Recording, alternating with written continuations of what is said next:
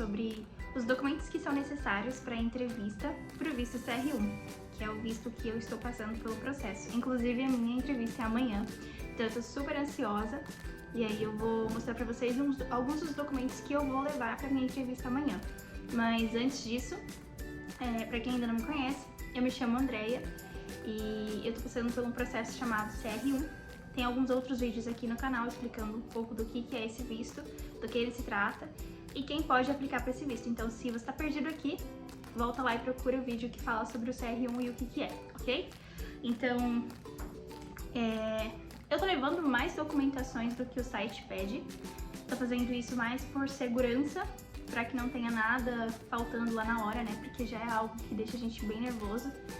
É um processo demorado, é um processo bem burocrático, então melhor evitar, né? Melhor prevenir do que depois ter que ir atrás de mais alguma documentação e ficar ali com o visto estagnado por conta de alguma falta. Mas dentro do site do consulado, eles colocam alguns dos documentos que são requeridos. Então eu vou falar primeiro os documentos que estão do site e depois eu vou falar os documentos que eu estou levando. Então eles pedem o passaporte, a certidão de nascimento, de casamento. Se você já foi casado, também a certidão, né, de término, de casamento, de separação. Certificado militar, né, para quem precisou servir exército, coisas do tipo. Certificado da polícia no Brasil, então seus antecedentes criminais. Deportação ou remoção voluntária de pedido de asilo, histórico de cumprimento de pena ou folhas penais, declaração de suporte financeiro, exame médico, no caso, quando você faz exame médico, eles enviam já para o consulado, fotografias, provas de relacionamento e declaração juramentada para caso de quem está fazendo K1, né? No caso, como eu tô falando especificamente do CR1, não é necessário. Então eu tô aqui com a minha pastinha bem magrinha, tem bem poucos documentos aqui, para falar um pouco dos documentos que a gente vai levar. Como eu falei, no site só falam esses documentos, porém acompanhando o relato de outras pessoas que estão no processo também. E simplesmente pra gente ter certeza e não passar por nenhum apuro lá na hora, a gente tá levando alguns documentos extras. Então eu vou mostrar aqui pra vocês alguns dos documentos que a gente tá levando.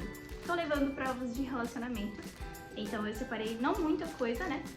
Mas eu separei algumas fotos que mostram o nosso casamento aqui no Brasil, e especialmente fotos que eu tô com a minha família, né? Eu e o Fred estamos com a nossa família em aniversários, durante o casamento, em outros momentos descontraídos, mas especialmente com a minha família, para que eles possam perceber a veracidade do relacionamento. Tô levando meu passaporte, obviamente, né? Bonitinho.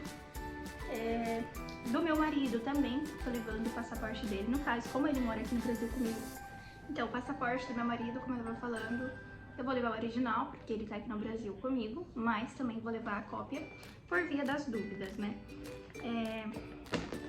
Também vou levar o passaporte do meu sogro, porque dentro do processo você precisa comprovar que você consegue, né? O pedinte precisa comprovar que ele consegue sustentar a pessoa que ele tá levando daqui para os Estados Unidos. E aí eles pedem uma renda mínima.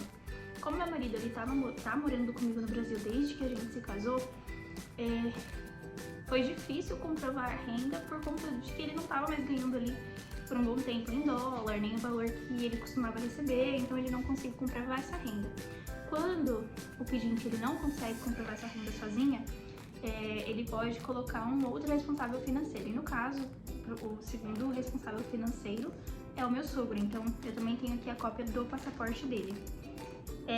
Nós também estamos levando a DS-260, que assim que você tem a segunda aprovação, né, e você faz o pagamento da segunda taxa, você recebe ali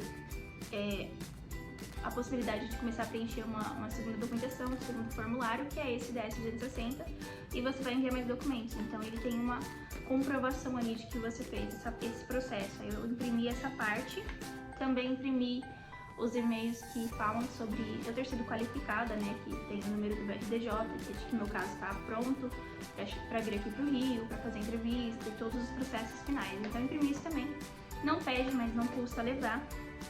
Daí aqui eu tenho a minha certidão de nascimento. Uma das coisas que você precisa fazer na segunda aprovação, que você precisa mandar mais documentos, eles solicitam que você faça que você envie a sua certidão de nascimento. Porém, não é aquela certidão de nascimento que a gente usa no nosso dia a dia. É uma certidão de nascimento chamada certidão de nascimento de inteiro teor. Porque essa certidão, ela vai buscar a fundo tudo que já aconteceu com você. Se você já foi casada, se você já trocou de nome, todos esses detalhes. Então eu tenho essa aqui, original. Tenho a minha certidão de nascimento convencional. Também tenho a do meu marido, original e cópia. Tenho a nossa certidão de casamento, original e cópia. E aí eu tenho aqui os meus certificados de que eu não tenho nenhum problema com a polícia aqui, né? Tanto do Brasil, com a Polícia Federal, quanto a polícia do meu estado que eu moro, que é São Paulo. E também da Bahia, porque eu morei lá por 1 ano e meio. Quando você mora mais de 1 ano dentro de um outro estado, é necessário também que você comprove que você não tem nenhum problema com a polícia, né? Então eu também tenho esses documentos aqui. Tem um outro formulário aqui que é o I-864, que é o formulário que o meu marido e o meu sogro precisaram preencher, que é o do suporte financeiro. Então nós imprimimos porque tem uns detalhes que talvez eles peçam, talvez eles não peçam, né? Infelizmente você acaba gastando bastante com impressão desnecessariamente, mas já ouvi relatos de pessoas que deixaram de levar uma coisa muito boba e aí na hora ficaram sem saber o que fazer, né? E especificamente no meu caso, assim que a gente foi aprovado, que a gente recebeu aí a última aprovação, foi pedido pela RVC que no dia da entrevista nós levássemos algumas partes em específicos da comprovação financeira, né? Das taxas, porque os anos em que meu marido ele conseguiu pagar o imposto de renda nos Estados Unidos, a gente imprimiu e tá levando todos. E a mesma coisa do meu sogro, na verdade dos últimos 3 anos. Dentro dos últimos 3 anos, o meu marido não comprovou ali a renda dele, não fez o pagamento do imposto, porque dentro de um dos períodos ele esteve num trabalho missionário aqui no Brasil, e aí ele não tinha nenhum ganho financeiro, e no outro ano foi o ano em que ele veio aqui para casar comigo, que também ele não tinha uma renda que ele pudesse comprovar e ali pagar o imposto de renda dele.